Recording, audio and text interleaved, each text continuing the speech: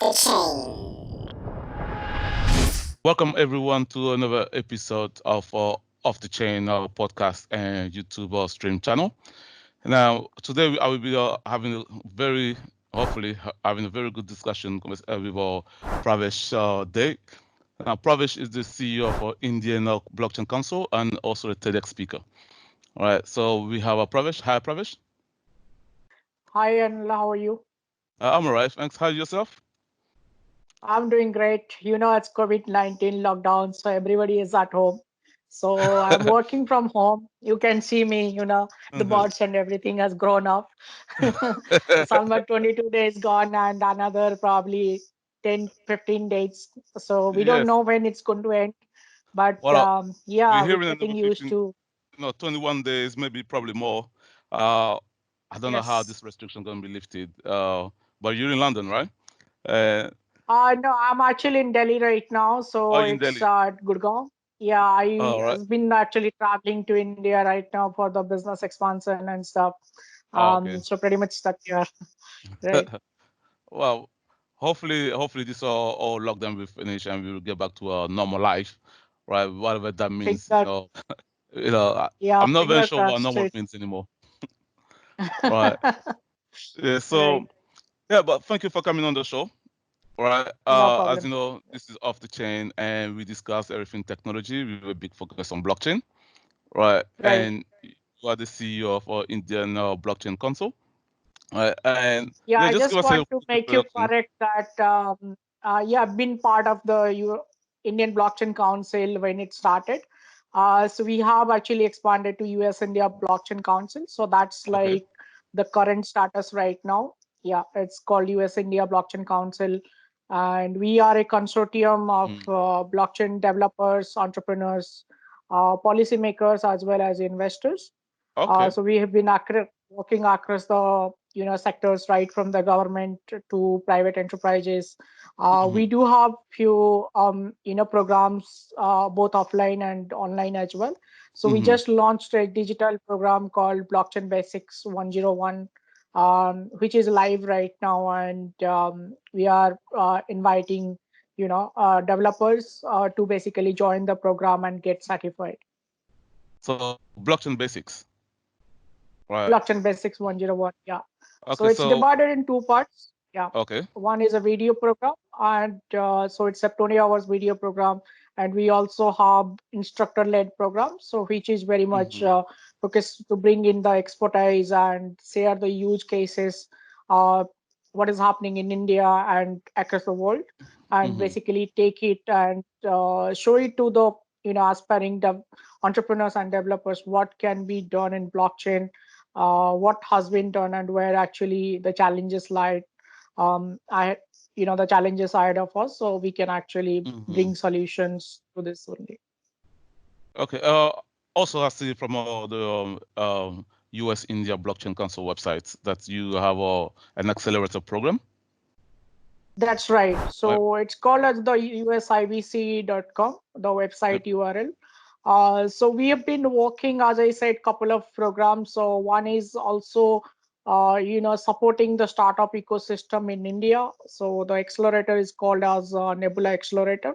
And Hmm. what we do is very much work with Indian high growth tech startups to do their business model validation, business idea validation, working Okay. with them very closely to develop a technology stack, as well as on their strategy and what gap in the market is, and then after bring in the best blockchain experts Hmm. available in that particular sector or that particular industry, and work with them to basically achieve what the entrepreneurs or the startup is looking for. Okay. So what are the criteria to getting accepted into the accelerator program? Well, it's a 1 year program, so we have an online application. So normally startups and founders, they apply for that. Then we have around 50 odd mentors on board, so they go through Hmm. the detailed application process and see if the idea is good enough.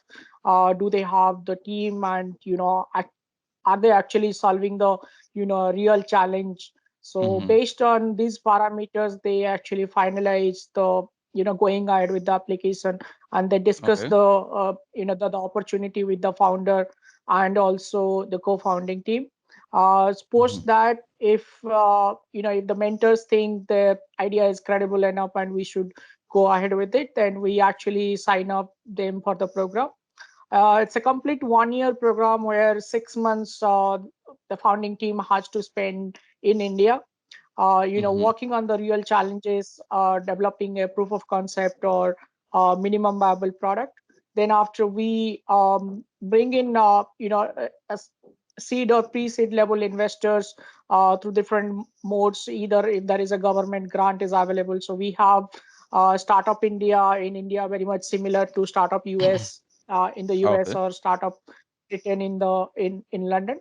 So Mm-hmm. based on that, we actually work with the government to get make sure that the pre-seed or seed level funding is available for startups to basically build a team, you know bring the Mm-hmm. technology they really want to deploy it, as well as the most important thing is IPR, so intellectual property can be Okay. achieved. So that's the main area. And once they have a minimum viable product, so the accelerator mentors also help them to take it to the market. So the Mm-hmm. go to market strategy is between 2 to 3 months, where they actually go in the market and execute it. They see what traction can be done. So we help them to to bring in other media companies as well as marketing agencies, branding agencies, to work hand in hand so that their products can go to the market. Mm-hmm. And once they have a traction established and a pre-seed seed level valuation done of the company, then we basically take them to international. Okay. So they can spend almost between 2 to 3 months in two different countries, where based on the market demand as well as the technology demand. So Mm-hmm. we then after help them to get basically their company registered over there, and also they work in the local ecosystem with local partners as well to take the company to the next level. So simultaneously, that can be a global company, or they can come back once they have certain agreements or contracts in their place, or they might have raised some money. So now they want to build a bigger team in back in India, or even Okay. to the new country they are going ahead. So it's more about working in partnership, cross border partnership, to take the Indian companies to global, at the same time looking at some of the global companies who have Mm-hmm. great solutions, but maybe very small market over there, and they want to come to India, create a partnership. So we are doing that as well. Okay. So, is there like any specific distributed ledger technology that you know your organization work with? Uh, for example, public blockchain, private blockchain, DLT technology. Any, but most importantly, do you see what are the trends that you see at the moment in this space? So, if you talk about blockchain in core, so there are various, blockchain, like as you say, there is public blockchain, there private blockchain, there's also Mm-hmm. permission blockchain, and the use of DLT in Mm-hmm. larger sectors like, fintech or healthcare. There's a huge need of supply chain right now, because if you look at this COVID-19, Mm-hmm. everybody is working right now digital. What it means is they can work from home and could get connected to digital, for putting the order, getting the order approved, and all these things. But you That's correct. also need physical people to deliver it, right? Mm-hmm. So that's where there's a lot of trust transparency issues are there, because India is a huge country, and if you look at the global market right now, the almost like 3 billion people are locked down right now. So whom you can trust when you are actually placing an order in the website or mobile application. So that needs to be figured out, and DLT can play a major role in it. Mm-hmm. Simultaneously, if you look at the banking, this almost like 40% right now who don't have a bank account in India now, uh, through the solution, now they coming actually and have a first time bank account. So now during this time when the the central government or the state governments, they're trying to help to those people who stay at remote villages and probably tier 1, tier 2, tier 3 cities, so the money can be directly go to their bank account. So that is where Mm-hmm. you need 3 to 4 partners come together and work. So bank is definitely going to be part of it. The RBI is going to get involved. There is a Bank of India, then the central government as well as the state government. So there is a transparency needs to be maintained. What Okay. fund Yep. has been raised, how that fund has to be distributed to the last mile and last person who is sitting at remote village and get that, so that they can actually make use of that fund for good governance, for their good. So that is where the DLT can play a major role.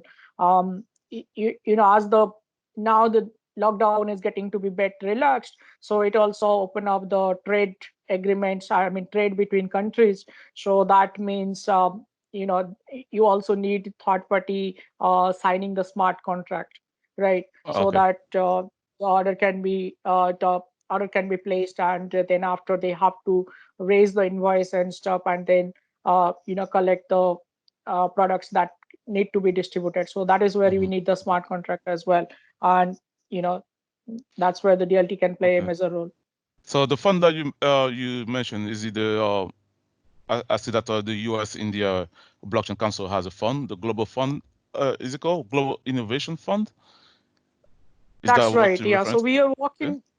That's right. We are working with various local syndicates right now to basically bring them on board and Mm-hmm. create a decentralized fund, so the funds can be utilized or invested in local startups who are solving real problems.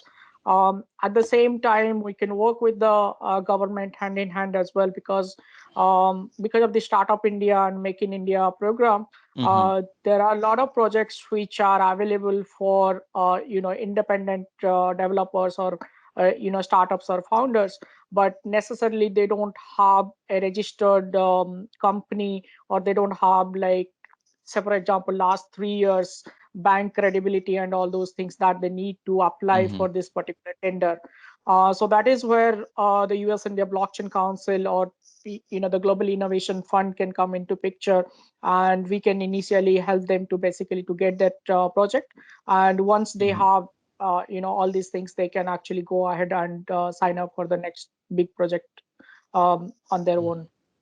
Okay. So how many projects the council worked on so far? How many projects? uh, Yeah, so far we have received around 18 applications, and out of that, 11 of them has been shortlisted. Okay.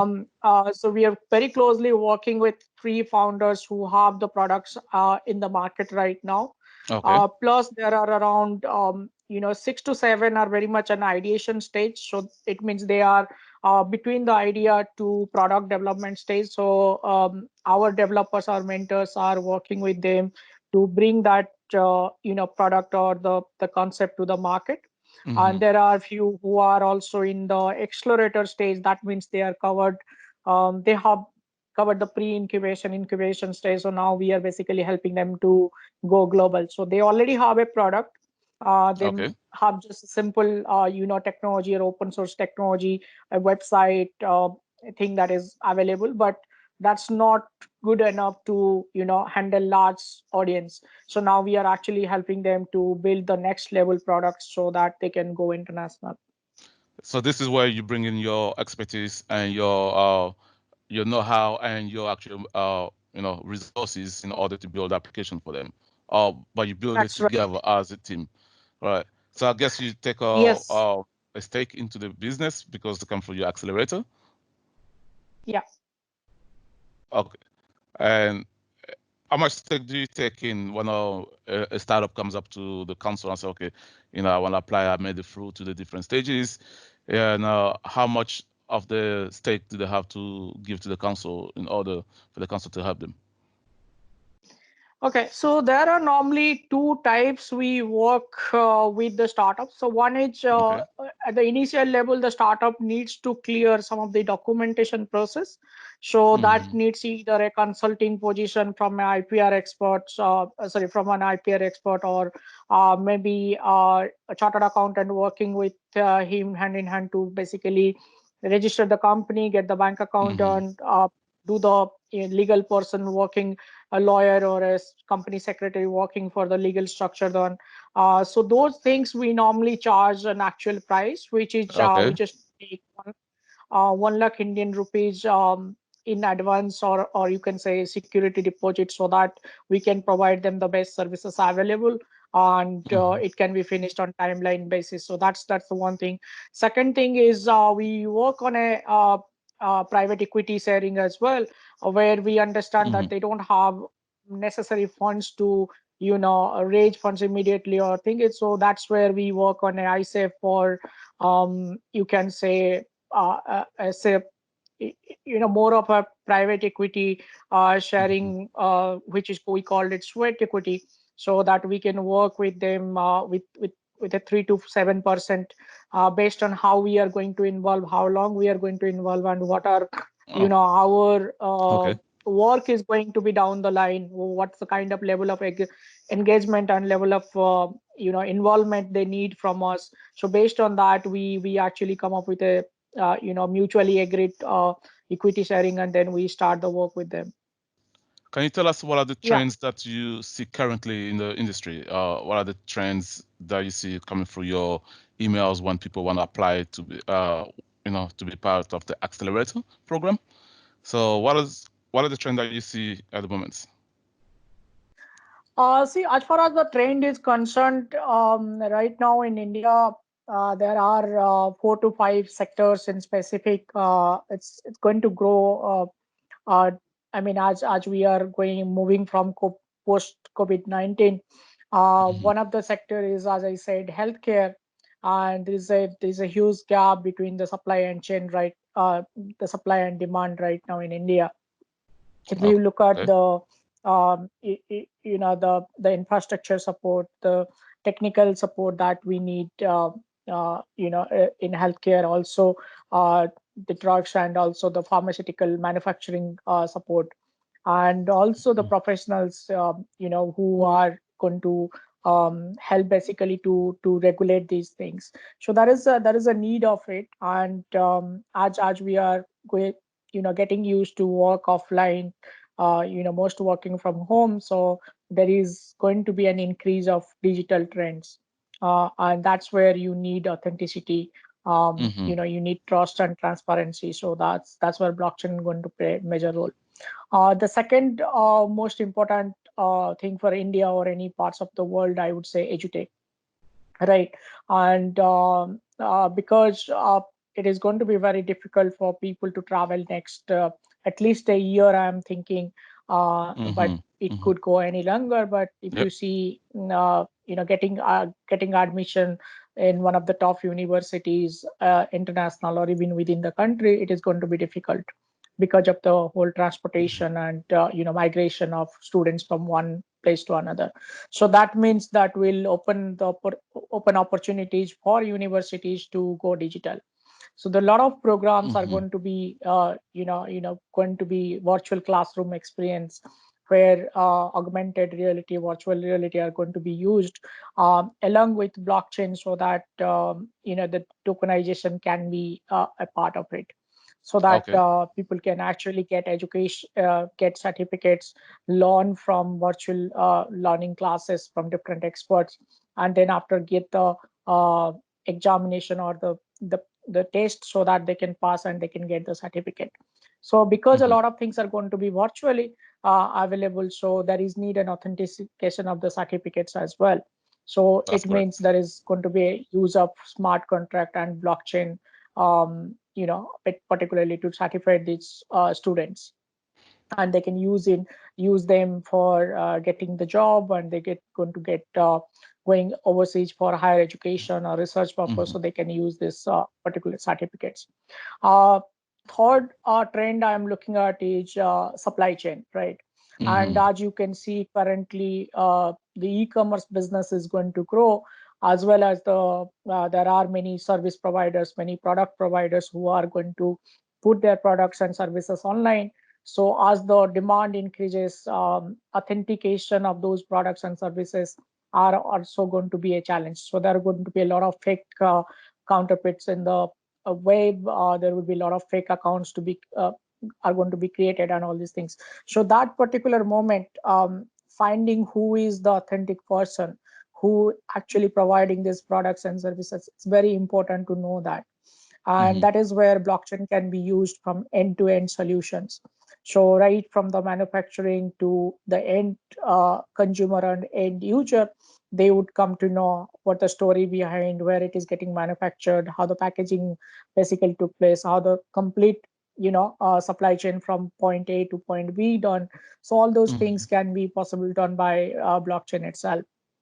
uh, Along with that, what I see, consumer goods and services also going to increase because the demand is going to increase post COVID. Now people are buying what they really need, so they are actually sacrificing the luxury, the future demanding products. So they are going Mm-hmm. to buy those things post COVID when the lockdown is over. So at that time, there going to be a lot of fake counterism, in the market. So that's where we need to add blockchain to provide the authentication and transparency of the product and supply chain side.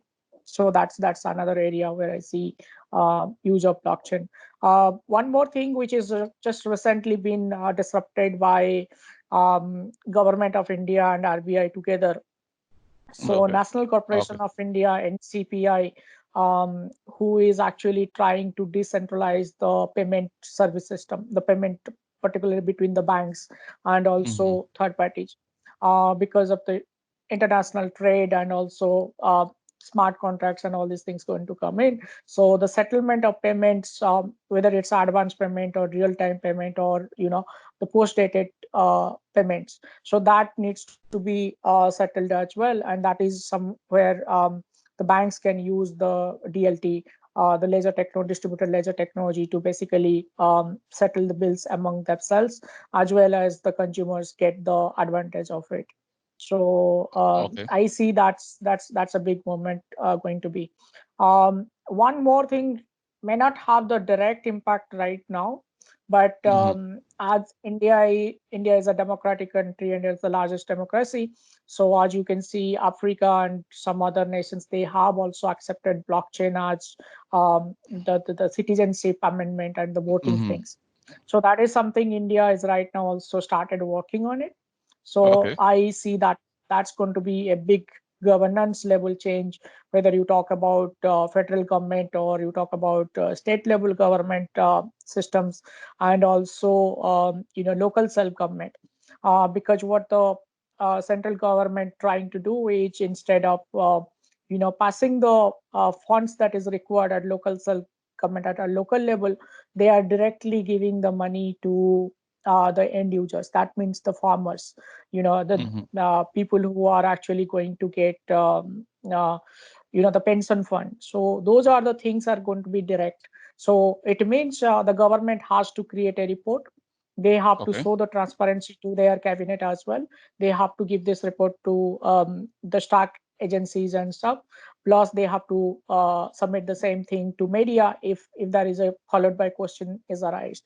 So that Mm-hmm. is where the transparency is very very important within the government challenge, the funds where exactly they are going and how they're getting spent, what are the distribution modes and all these things.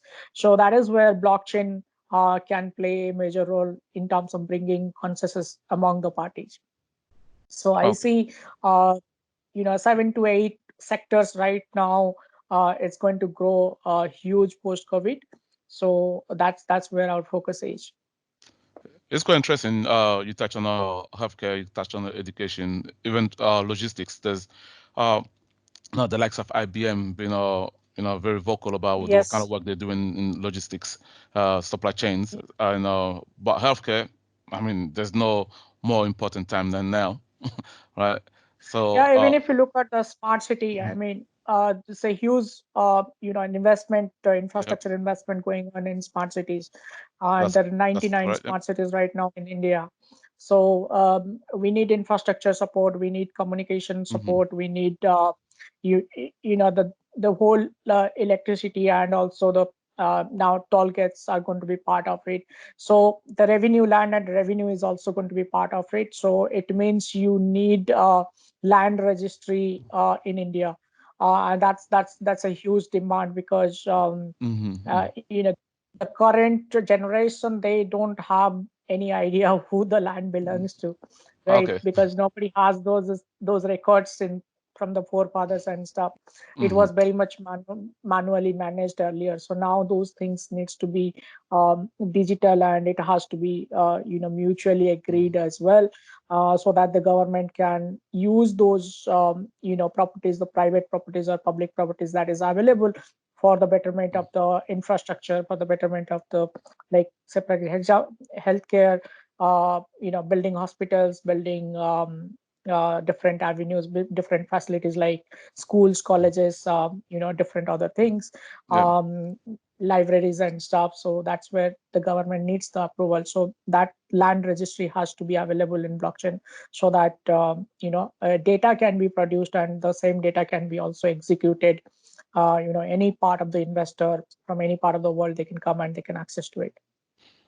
And I guess that will go hand in hand with the e-citizen project on the blockchain, Right. because you have to be able to Definitely. identify if this person is actually the owner, the rightful owner of the land, right? That's right. Right. So I want to talk about your TEDx that you did, right? Uh, do you want Yeah. to do you want to cover it briefly? Yeah, it was more of the TEDx whole theme was more of on trust, and that is where, because the whole transition is happening from offline to online. And Mm-hmm. if you see, as I'm an entrepreneur, I approach to a lot of investors, a lot of other stakeholders to be part of this program as a part Okay. of the USIVC. So when we speak someone digitally, or interact with them virtually, so until and unless we meet them and discuss these things, and at least a round one, round two meetings happen, closing something is very difficult, right? Mm-hmm. And that is where the trust and transparency plays a major role. And I think that is where uh, the need of blockchain is very important, because that saves times and it's fast transaction. So you don't just talk to the person, and based on his or her discussions, you just take decisions, but actually you also do a fact check behind, and once it is Mm-hmm. Mm-hmm. approved, then you take the next step. So That's that correct. means it's going to be a peer-to-peer network which is emerging, the P2P network, but it has to be authenticated. So we actually, find the right person at the right place, and then after they provide the right information, so that the right decisions can be taken. So that Mm-hmm. is where we are going to, and I think pretty much that's where blockchain plays very, very important role in terms of bringing that trust, transparency. And once transparency is there, then obviously the transaction between parties will take place faster. And once transaction is done, then obviously it's brings the the growth in terms of traction, and Mm-hmm. that's where we are going to. So that's what's all about my TEDx pick. And basically, what I faced when I first came to India, I was a part of the conference. That's what I was explaining, that I was a part of the conference, and it was Mm-hmm. just a very small distance. I traveled uh, with a third party vehicle, and suddenly, obviously, the whole demonetization thing happened in India, Mm-hmm. and everybody run out of cash. There was no digital payment systems particularly available at that time.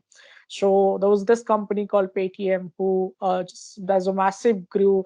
They almost like, you know uh, their stocks increased almost like 24-26% at that time, because they had the right product available at that time, people to use digital transactions and payments to be done. Mm-hmm. So that was a massive support, I would say. So yeah, that's where we need.